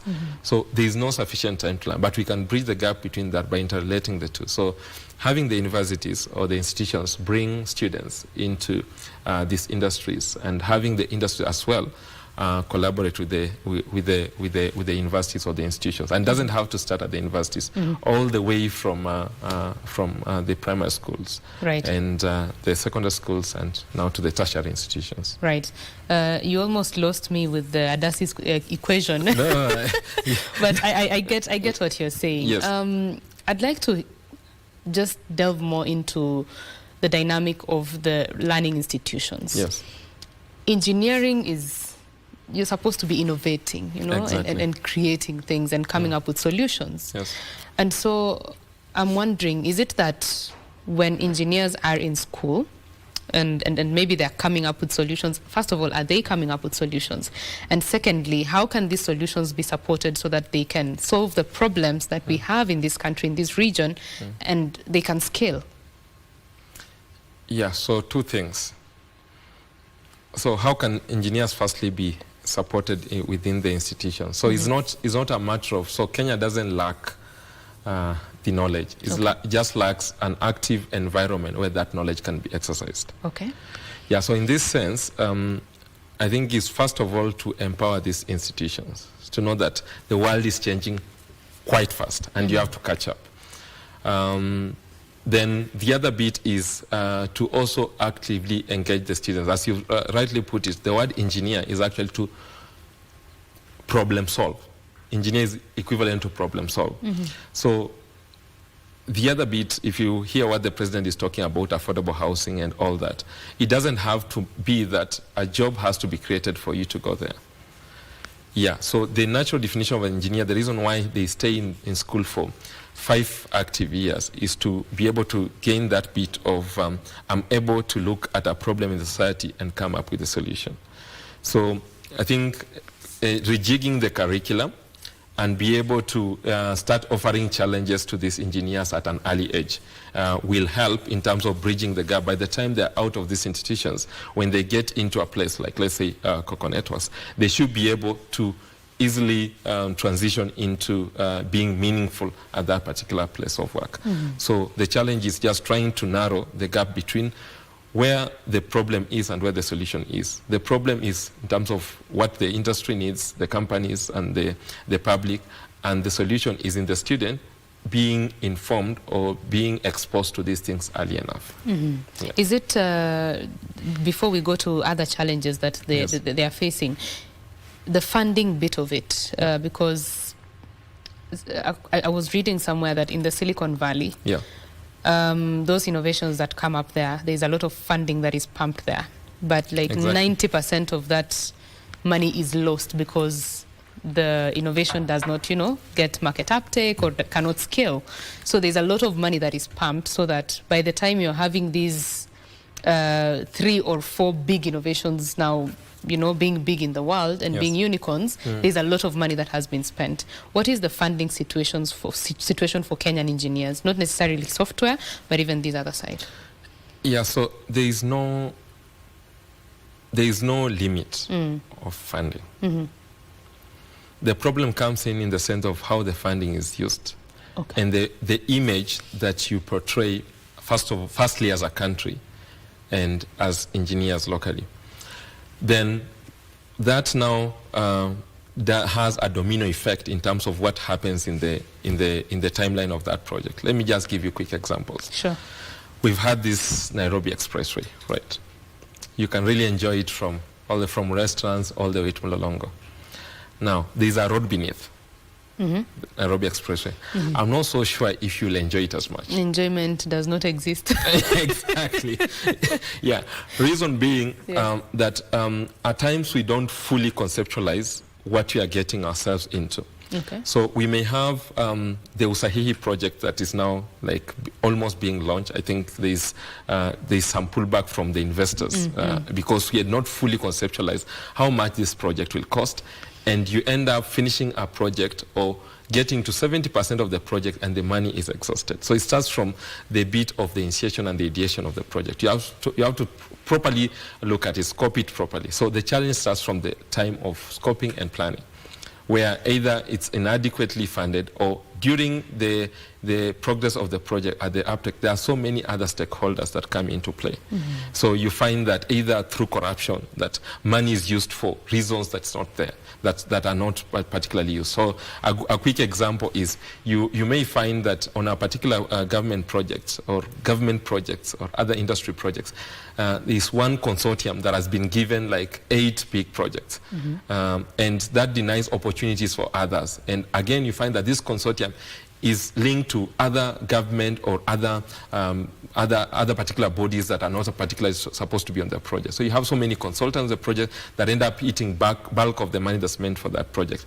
Then you find that you're only left probably with 50-30% of the money that's supposed to be used on that project. So you end up with halfly baked projects that now lead to frustration. And when the funder now sees that the money that we had advanced, let's just give an example. So the World Bank or the American government has given this 135 billion for the Usahihi project, let's say, or the Nairobi Expressway. Then you find that by the time you are getting 70% of the project, the money is wholly consumed. So you gaining back the trust of this investor becomes difficult. So those are some of the problems that we now need to help both the government and the private sector close. Yeah. Right. Go ahead. Yeah, so I've been part of and parcel of this, not just locally, because I've had the opportunity and by God's grace been able to travel and work with people outside. So you find a country like Germany. So Germany has a policy that's called dual learning.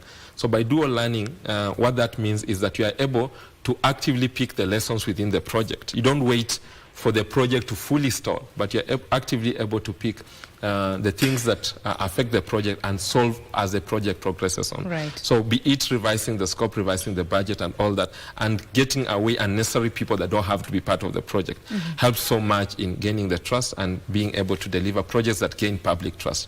Like right now, if I was to ask you that we'll be putting a road, we'll be redoing the Harithuku Road and into maybe a dual carriageway or something like that, and we are giving to, let's say, a Kenyan contractor, even just from a public image, you'll have issues with trusting that this project will be completed within time. But when sometimes we outsource to another entity and it's managed at that level where not many local persons are involved, then the projects move faster. So that points to something that we need to solve as a country. Right. You've mentioned Kenyans being trusted with these projects. Yes. There was a quota that was set by the government for these international companies to be able to give local contractors. Yes. Is that being followed to the best of your knowledge? Harshly, no. Yes, reason being, so we have two bits where the government asks these international contractors or consortiums or companies that as the project starts, it's important, and this helps again in developing local talent, to onboard the local contractors or the local engineers onto this project. But that at times never happens. So you end up with what I may call passport engineers fully on the project. If there is a work that can be done by an artisan is like in the engineering profession, the lowest level. You may refer to it as mutu wa mkono in street terms. So you find that the work that can be done by that person is being done by somebody who's been brought into the country. It's not a bad thing per se, but if they are able to work together, they'll be able to uplift these other people. So that needs to be done in a more better and more rigorous ways, and we need to work on our policies, and I'll talk to that a little later.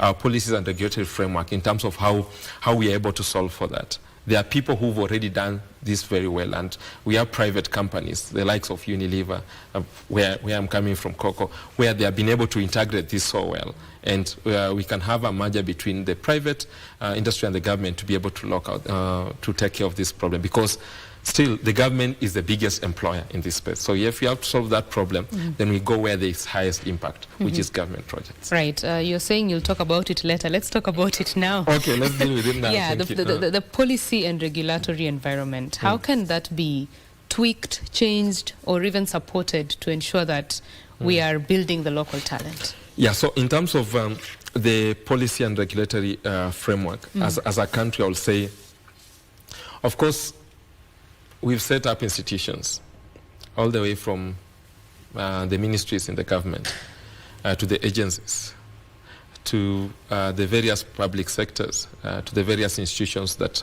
run these engineering bodies. So the first big bit is there's a big overlapping of mandates. So you find that the Ministry of, let's say, Infrastructure or Transport is doing almost the same thing as Ministry of Energy and Petroleum. And there's a lot of overlapping mandate. The Ministry of Environment is also there. So you find a lot of layerization that we can sort. So first of all, we need to clearly stipulate the scope where each of these regulatory bodies or the ministries lie. So we solve the problem from the top. So that's the first bit that I can say. Then, of course, there's the big bit of the lengthy processes and approvals. And the panel prior to me here were talking about entry barriers or regulatory barriers. You get into a country like Rwanda, where I've had the chance to go, and it's so easy for you to go and start up a company and be able to run through in terms of carrying on business with that country. Now, when you look at it from an engineering point of view, before you are able to, let's say, fully license your engineering project, you'll of course start with the national government, where you have to get some permits. You come to the county government, where you get permits. You come to the Ministry of Environment, where they'll ask you for the environmental social impact assessment or environmental audits that have to be done.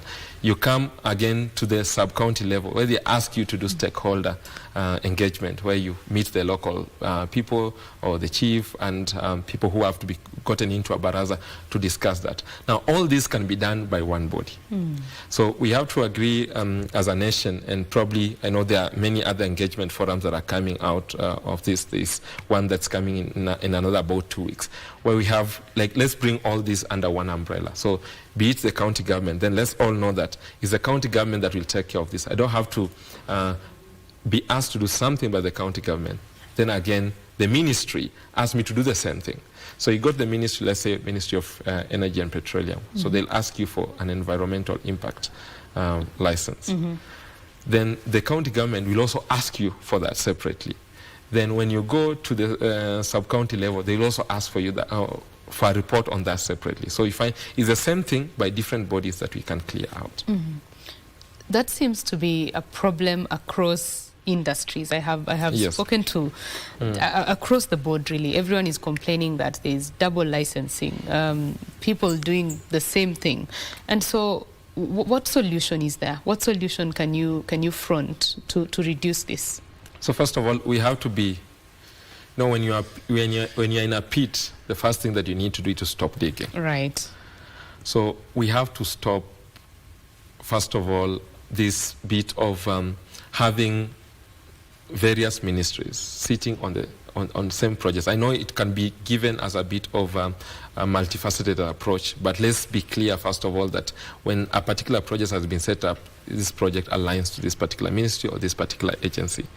Then once we stop that, then we can get into talking terms in the sense of how long should an approval take. Like I would say a simple thing like if you are to set up a borehole for your community, you'll be surprised that in as much as you may be having the funding and the idea is already there and you've talked to your local community, it might take you somewhere between 3 months, the earliest 3 months, to almost even 3 years to get that done. Yes, and the problem is you'll do your environmental social impact reports, you submit, then it just takes ages, move from one government department to another, and you have to keep visiting them in person, while there are platforms that have been set where you can submit, like let's say eCitizen or whatever platform that's there, where you upload some of these reports digitally, and they are assessed there, and you are told whether this water project of yours, for example, is a go or no go. But in this case, you have to keep chasing after them, and that's the reality. I mean, we have to face as a nation, and we have to solve for that because it's a key barrier to entry. So, with your money that had been given, let's say from World Food Program, for you to set up that borehole for your community. Believe you me, if you tell them that 2 years down the line, I haven't received the permits to do this project, then I mean they'll just withdraw from the project. So it also creates investor fatigue, and there is the realization that probably East Africa or Kenya is not the place where my money can actively impact citizens, because everybody at the end of the day wants to impact livelihoods, change the lives of these cash-conscious families across Africa. So we have to put in an enabling environment, an enabling regulatory framework that's able to support this. Another quick example. We've had tragedies strike in this nation, and from floods to some cases where we've had fires. So we recently, I think about 2 years ago, we had a very lengthy rainy period, and it swept off some dams. So as we are speaking, some of those dams have not rebuilt, not dams rather, bridges have not been rebuilt up to the moment. And you look at it as an opportunity to probably really impact the community there and be able to help them in terms of movement and be able to uplift the economic livelihood, the livelihood of that particular place. But it just takes ages and ages. So one will say that we assessed that particular bridge and submitted our report.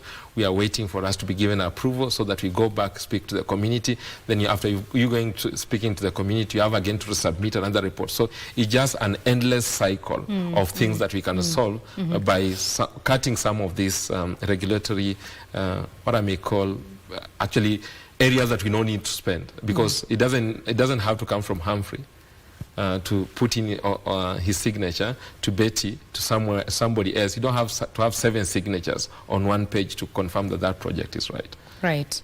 Before we close this conversation, I'd like to hear from you your thoughts on the quality of work that is being done in this country.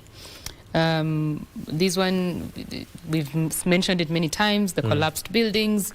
There was a time a road was laid out and then it started coming off as if it was just, 1 centimeter of something, of tarmac.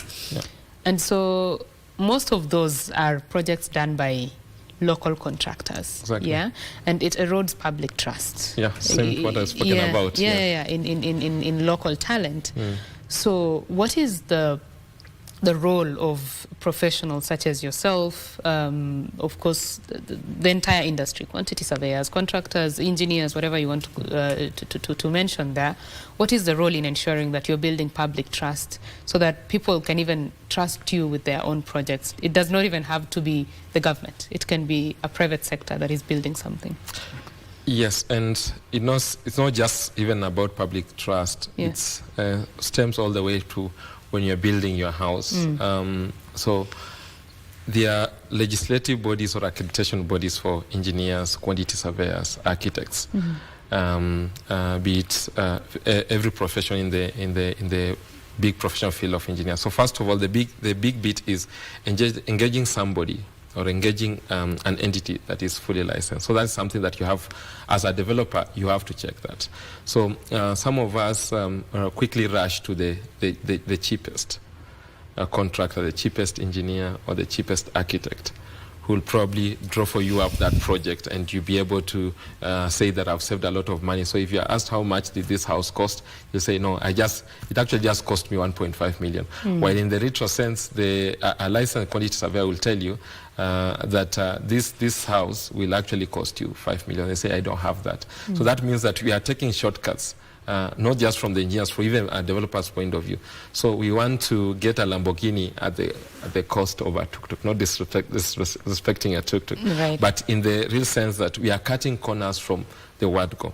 So once you want to get this particular project at a cost that's not feasible, and of course, there should be integrity from an engineer's point of view, because we are licensed by EBK, that's Engineers Board of Kenya, right, and again checked by IEK, Engineers Institution of Kenya. You should be, from an engineer's point of view, you should be able to advise a client, and you should be able to say no to some things. So it starts with integrity from the professionals that are involved on that particular project.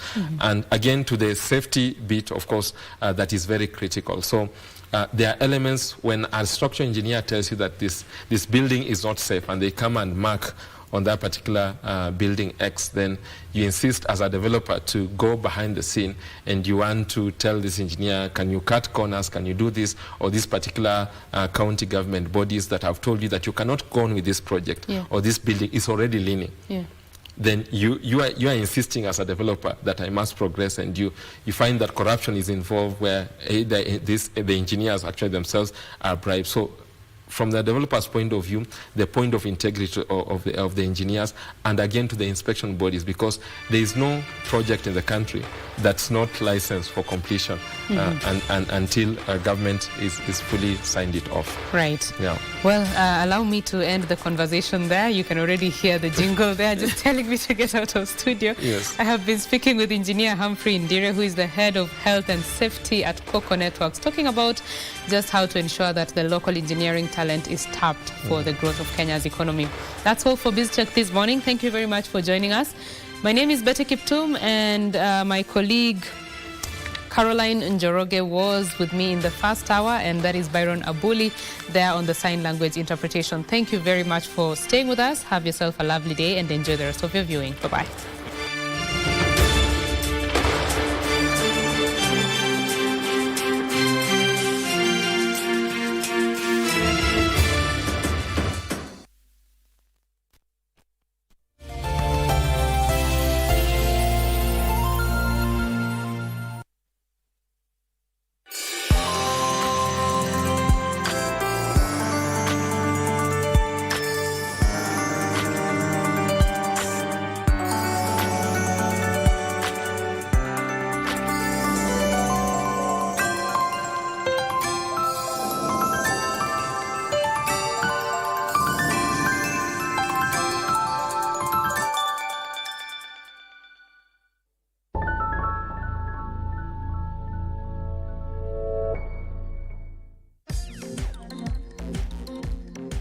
Robots have become a common sight in today's Japan.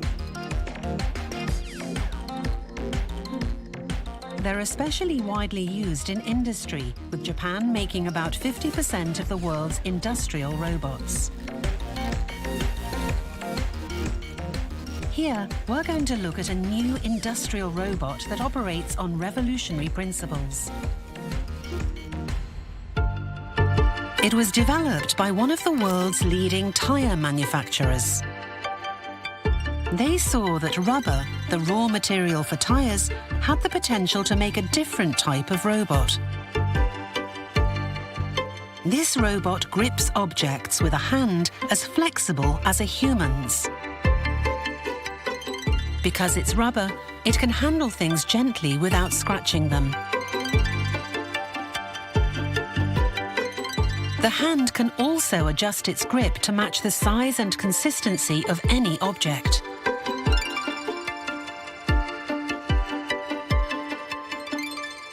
A major issue, shortage of labour in distribution industries, was the force that drove the development of this robot.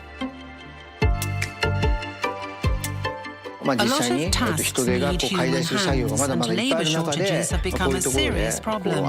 Seeing the need for robots that could take over this work was the trigger for our project. The artificial muscle technology used by their robot is based on many years of research. When pressure is applied to a rubber tube filled with air or oil, the tube contracts and stretches like a human muscle.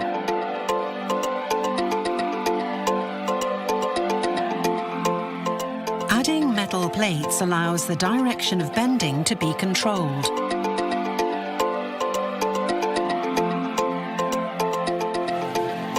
The robot hand holds great promise for distribution centres, which must process objects of all sizes and shapes. We believe that our hand can make a valuable contribution to a number of industries, from distribution to food and factory automation. Professor Nakamura Taro has been researching artificial muscles for many years. He built this robot that moves forward even though it has